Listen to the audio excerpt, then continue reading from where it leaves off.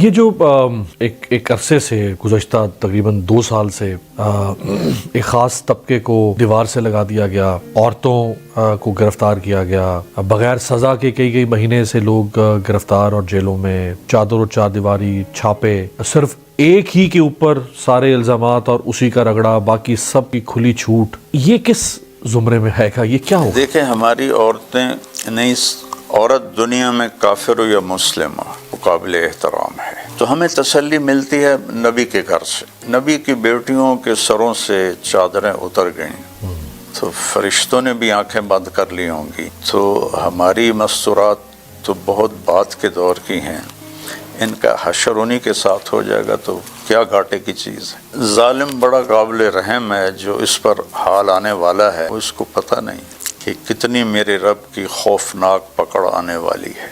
ظالم ہونے کے لیے کافر ہونا ضروری نہیں ہے۔ کیا بات؟ ظالم مسلمان ہے یا کافر ہے؟ ایک برادری ہے، اور مظلوم ہونے کے لیے مسلمان ہونا کافی بہت نہیں۔ خوب۔ مظلوم ایک برادری ہے، چاہے وہ ہندو ہے چاہے وہ مسلمان ہے۔ اللہ مظلوم کی آہ کو سنتا ہے، عرش کو ہلا دیتی ہے، چاہے وہ کافر ہی کیوں نہ ہو، اور ظالم کے سجدوں کو رد کر دیتا ہے، چاہے وہ تہجد گزاری کیوں نہ ہو۔ حجاج ظلم کی ایک انتہا کا نام تھا، علامت تھی۔ ٹھیک ہے، روزانہ تہجد میں 10 سپارے کھڑے ہو کے پڑھتا تھا، اور اللہ نے اس پہ ایسی خوفناک بیماری ڈالی کہ وہ عبرت کا نشان بن گیا، جسم میں معدے میں کیڑے پڑ گئے، ایسی عبرت کی موت ہو۔ تو وہ جو 10 سپاروں کی رات بھر شب بھر تلاوت تھی وہ سب اللہ نے قبول نہیں کی، صرف ظلم کی وجہ سے۔ ظلم کی وجہ سے۔ آخر میں چونکہ بہرحال عمران خان صاحب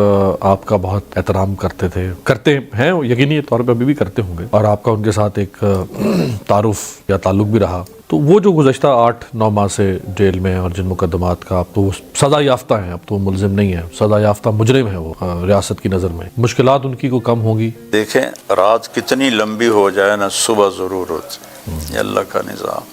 جب اندھیرا حد سے بڑھتا ہے تو اللہ صبح صادق کو لے آتا ہے، پہلی کا چاند نظر آ جاتا ہے، تو ہر رات کی سویر ہے، اس رات کی بھی سویر ہوگی۔ ہماری زندگی میں ہو جائے تو ہم بھی اللہ کا شکر ادا کریں گے کہ ہم نے بھی دیکھ لی کوئی صبح۔ ہم چلے گئے تو صبح نے ضرور ہونا ہے، اور ظالموں نے اپنے انجام کو پہنچنا ہے۔ یہ کھیل اللہ نے کسی کے ہاتھ میں نہیں دیا کہ وہ کائناتی فیصلے کرے، یہ اس کے ہاتھ میں۔ یہ نا فرعون نے کتنا زور لگایا کہ موسیٰ کو قتل کر دیا جائے، 70,000 بچے مار دیے۔ موسیٰ پیدا ہو گئی رہا اور اس کے گھر میں ہی پل اس کے گھر میں پلا، اور اس کے منہ سے نکلا یہی ہے میرا قاتل، نہیں مار سکا، کہ اللہ کا غیبی نظام چل رہا تھا۔ غار ثور میں کوئی پردہ نہیں تھا، وہ سارے دروازے پہ کھڑے ہیں، اور اللہ نے آگے اپنا پردہ ڈال دیا، کو نظر ہی نہیں آیا کہ اندر ہے، نظر ہی نہیں آیا کہ اندر بیٹھے ہوئے۔ مولانا صاحب، امانت میں خیانت کرنا یہ کتنا بڑا جرم ہے؟ میرے نبی کا فرمان ہے، میں اپنے امتی سے ہر گناہ کی امید رکھتا ہوں، لیکن 2 کی امید نہیں رکھتا۔ ایک وہ جھوٹ نہیں بولے گا، ایک خیانت نہیں کرے گا، خائن نہیں ہوگا، خائن نہیں ہوگا۔ یہ اللہ کے نبی نے امید ظاہر کی۔ جنگ خندق میں ایک شہید لائے گئے، نبی کے ساتھی ہیں، صحابی ہیں، شہید ہیں، تو سب صحابہ نے آپس میں کہا بھی مبارک ہو اس کو جنت۔ تو آپ نے فرمایا تم یہ کہہ رہے ہو، میں تو کچھ اور دیکھ رہا ہوں، اس کے گلے میں آگ کی چادر لپٹی ہوئی ہے، مال غنیمت سے اس نے ایک چادر چرا لی تھی، بددیانتی کی تھی، وہ چادر آگ بن کر اس کے گلے میں لپٹی ہوئی ہے۔ تو خیانت پر تو کوئی چیز کام نہیں آئی تھی۔ تو یہ جو 8 فروری اور 9 فروری 8 کا الیکشن، اور پھر 9 فروری کو کیا ہو گیا، اور رات کو لوگ سوئے اور صبح بس مر کے ہی انشاءاللہ فیصلہ ہوگا۔ مرنا تو سب نے ہے، مرنا تو سب نے ہے۔ سعید ابن جبیر رحمہ اللہ آخری شخص تھے جس کو حجاج نے قتل کیا، آخری شخص تھے، اس کے بعد وہ کسی کو قتل نہیں کر سکا، اس کی حالت ہی وہ نہیں رہی کہ وہ قتل 40 دن بعد 50 دن بعد مر گیا وہ۔ تو کہنے لگا تمہیں کیسے قتل کروں، اس سے پوچھ رہا ہے، تو فرمانے لگے جیسا تمہیں آخرت میں قتل ہونا پسند ہے ویسے تو مجھے قتل کر دے، جیسے تو مجھے قتل کرے گا ویسے تجھے وہاں قتل کیا جائے گا، تو جو تجھے پسند ہے وہ کر لے۔ ہاں تو جیسا کوئی ظلم کر رہا ہے ویسا آگے اس کے ساتھ معاملہ ہو جائے گا۔ یہ خیانت کے زمرے میں آئے گا کہ نہیں آئے گا کہ لوگوں نے اعتماد کرتے ہوئے اپنا ووٹ کسی کے حق میں، اپنی رائے کسی کے حق میں دی ہو اور اس کی رائے کو تبدیل کر دیا جائے؟ یہ تو بہت بڑی خیانت، بہت بڑی خیانت۔ ساری دنیا میں ہم بدنام ہو گئے ہیں، کیا کرنے رہے، زبردست خیانت۔ اس طرح پھر چل جاتی ہیں چیزیں، پھر نظام، ریاستیں نہیں چلے تو اللہ کے قانون کو چیلنج ہے نا۔ اللہ نے اس دنیا کو خود کنٹرول کیا ہوا ہے، بادشاہی اللہ کی ہے۔ للہ ملک السماوات والارض للہ الامر من قبل ومن بعد ان القوۃ للہ جمیعا قل اللہم مالک الملک۔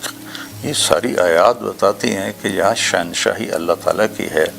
اگر وہ کوئی زیادتی کر رہا ہے، کوئی بددیانتی کر رہا ہے اور اس کو ڈھیل اللہ دے دیتا ہے تو اس میں بھی اللہ کی حکمت ہے، لیکن ایسا نہیں کہ اللہ غافل ہے۔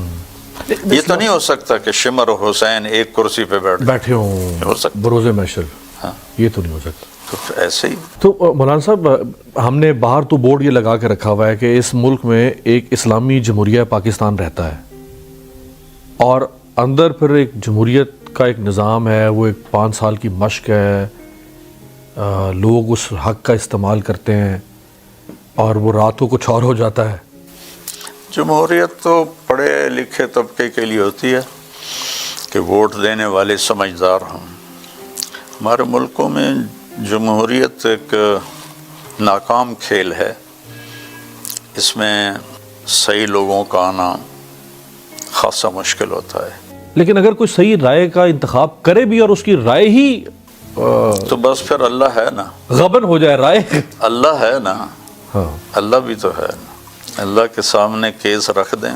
اب کچھ لوگ جو کچھ ہو رہا ہے اس کا ایک جواز یہ بھی دیتے ہیں کہ جی پہلے بھی تو ایسا ہوتا تھا، تو اس دفعہ بھی ہو رہا ہے تو کیا ہو گیا؟ ہوتا رہے، یہ کیا یہ جواز؟ مطلب ایسا ہے، لا تحسبن اللہ غافلا عما يعمل الظالمون، سبحان اللہ کہتا ہے ان ظالموں کو کہو کہ جو تم کر رہے ہو میں اس سے غافل نہیں ہوں۔ انما یؤخرہم لیوم تشخص فیہ الابصار، ایک دن تک کے لیے میں نے مؤخر کیا ہوا ہے جس دن آنکھیں پھٹ جائیں گی اور ان کے سر جھکے ہوئے ہوں گے اور حواس باختہ ہوں گے اور ان کی آنکھیں پھٹ چکی ہوں گی اور ان کے دل اڑ رہے ہوں گے، دھک دھک کر رہے ہوں گے۔ یہ تو پورا قرآن نے تصویر کھینچی، جو چند ٹکوں کے پیچھے اپنی آخرت کو خراب کر رہے ہیں، کوئی بھی ہو، یہ قابل رحم لوگ ہیں۔ مرتے ہی ان کے ساتھ تباہی کا سوان شروع ہو جائے کہ یزید نے قتل حسین کا حکم نہیں دیا تھا، اس کو پتہ بھی نہیں تھا،